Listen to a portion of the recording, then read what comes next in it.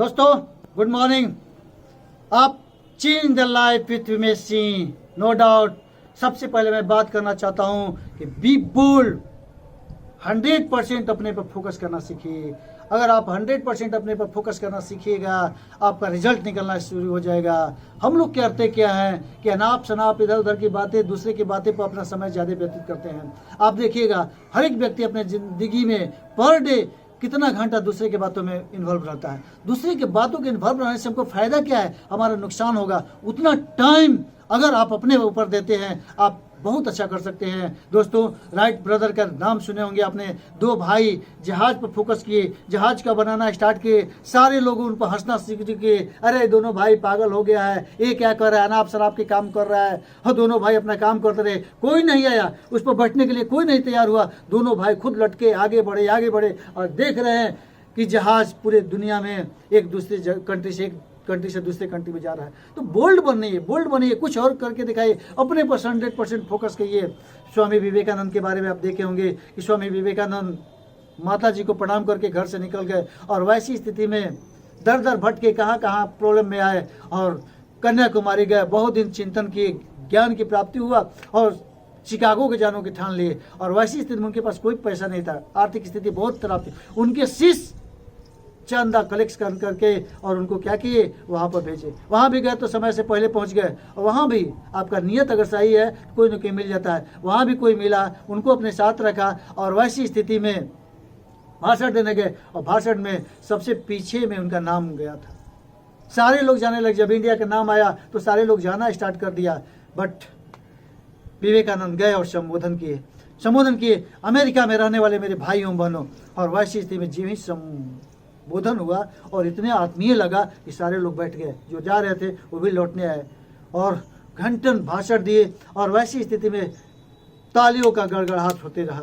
और no doubt एक भाषण उनके ज़िंदगी का बहुत बड़ा ये था और वो कहाँ से कहाँ बन गए दोस्तों। और इंडिया का पताका पूरे वर्ल्ड में फहरा दिए। किन किन देशों से उनको मिलने लगा ऑफर कि आइए मेरे यहाँ आइए मेरे यहाँ कुछ बोलिए। उसी तरह से आप टारगेट अपनी ज़िंदगी में लिए। जो ही आप कोई टारगेट लीजिएगा, हजारों बाधाएं आएंगी और जितने बाधा आ रही है सोचिए कि अच्छा काम होने वाला है। जो ही आप काम करना स्टार्ट कीजिएगा, आपका जजमेंट ऊपर वाले भी करते हैं, आपको बाधा भेजेंगे। आप उसमें अगर पास हो गए आप सफल होंगे। इसलिए बाधा से घबराइए नहीं। लोग हंसेंगे, लोग आपको इतना एनालिसिस करेंगे कि आपको पैरालिसिस मार देगा। उनके एनालिसिस में नहीं जाइए, आप अपने में बोल्ड रहिए और अपने आप काम को करते रहिए। और वही आदमी जब आप आगे बढ़ जाएंगे तो वही आदमी कहेंगे नहीं आप तो बहुत मेहनती थे, काम करते थे। तो आपको इतना एनालिसिस कर देंगे कि पैरालिसिस मार जाएगा। इससे घबराइए नहीं, काम करते रहिए, टारगेट आपको मिलेगा, आप अच्छा करेंगे। उसी तरह से अपने ज़िंदगी का एक रूटीन बनाइए। रूटीन को 4 भागों में बांटिए। आपका हेल्थ ज़िंदगी में सबसे बड़ा अगर इम्पोर्टेंट चीज़ है वो है हेल्थ। इससे बड़ा, हेल्थ से बड़ा दुनिया में कोई नहीं। अरबों खरबों की संपत्ति आपके अकाउंट में कुछ काम नहीं आएगा अगर आपका हेल्थ खत्म है। इसलिए सबसे पहले इस पर ज़्यादा समय दीजिए। और ये अगर सही है आप दुनिया में कहीं भी परजम फहरा सकते हैं। उसी तरह से एजुकेशन आपका बहुत अच्छा होना चाहिए। एजुकेटेड है, एजुकेशन के सहारे हम बूम कर सकते हैं। इसी तरह से ज़िंदगी टेंशन में आता है, मनोरंजन का भी बहुत बड़ा महत्व है। तो मनोरंजन भी करते रहे, एजुकेशन भी करते रहे, हेल्थ को अपना ही करते रहे।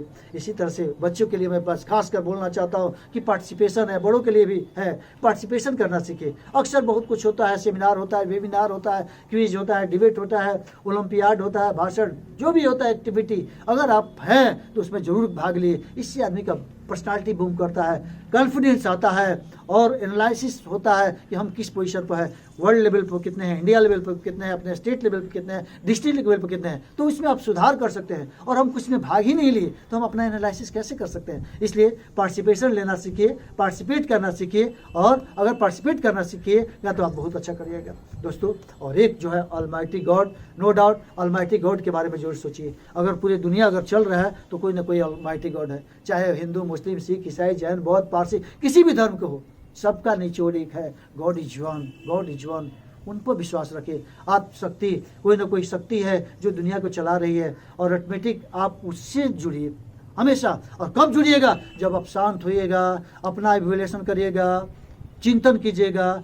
इस शरीर में इतना महंगा महंगा यंत्र है कि आपको कहाँ तक नहीं पहुंचा देगा। इसलिए अपना मूल्यांकन कीजिए, दूसरे के मूल्यांकन क्यों करते हैं? अपना मूल्यांकन कीजिए, सेल्फ मूल्यांकन कीजिए। और सेल्फ में 5 ज्ञान इंद्रिया और 5 कर्म इंद्रिया है, और 10 पर आप कंट्रोल कर दीजिए, तो ऐसी स्थिति में आप कहाँ तक।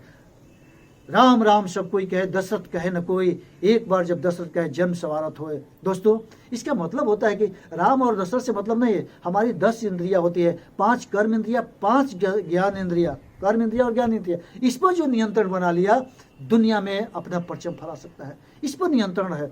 ये शरीर जो है अरबों अरबों का इसका कोई आज तक दाम नहीं लगा सका, और सबको मिला है, राजा रंग अमीर गरीब सभी को, किसी भी धर्म किसी मजहब को कोई लेना देना, ये सबको मिला है। तो इस इनर पार्ट को हम जगाए, अपने आत्मा की आवाज़ सुने और काम करें। और विश्व बहुत बड़ा है, विश्व बहुत लंबा चौड़ा है, उसमें हम काम करें, भ्रमण करें, विचरण करें, और एक रिसोर्स पर्सन बने कि पूरे दुनिया आपको जाने, पूरा देश आपको जाने, पूरा राज्य जाने, पूरा डिस्ट्रिक्ट जाने, पूरा गांव जाने। गांव से स्टार्ट कीजिए, पूरा वर्ल्ड लेवल पर चमकने का प्रयास कीजिए। अगर आप चमकते हैं तो बहुत अच्छा होते हैं। उम्मीद है कि आप अपनी ज़िंदगी को अपने स्टाइल में जिएगा और कुछ करके एक रिसोर्स पर्सन बनिएगा। इन्हीं शुभकामनाओं के साथ बहुत बहुत धन्यवाद। Thank you very much.